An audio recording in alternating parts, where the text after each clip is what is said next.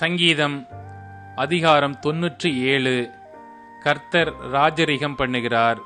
பூமி பூரிப்பாகி திரளான தீவுகள் மகிழக் கிடவது.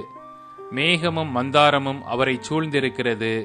நீதியும் நியாயமும் அவருடைய சிங்காசனத்தின் ஆதாரம். அக்கினி அவருக்கு முன் சென்று சுற்றிலும் இருக்கிற அவருடைய சத்துருக்களை சுட்டெரிக்கிறது. அவருடைய மின்னல்கள் பூச்சக்கரத்தை பிரகாசிப்பித்தது. பூமி அதை கண்டு அதிர்ந்தது. கர்த்தரின் பிரசன்னத்தினால் பர்வதங்கள் மெழுகு போல உருகிற்று.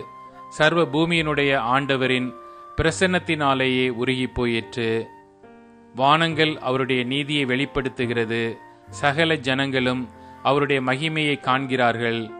சொரூபங்களை வணங்கி விக்கிரகங்களை பற்றி பெருமை பாராட்டுகிற யாவரும் வெட்கப்பட்டு போவார்களாக. தேவர்களே, நீங்கள் எல்லாரும் அவரை தொழுது கொள்ளுங்கள். சீயோன் கேட்டு மகிழ்ந்தது.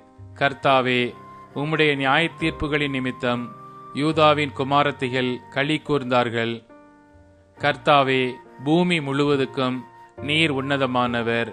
எல்லா தேவர்களிலும் நீரே மிகவும் உயர்ந்தவர்.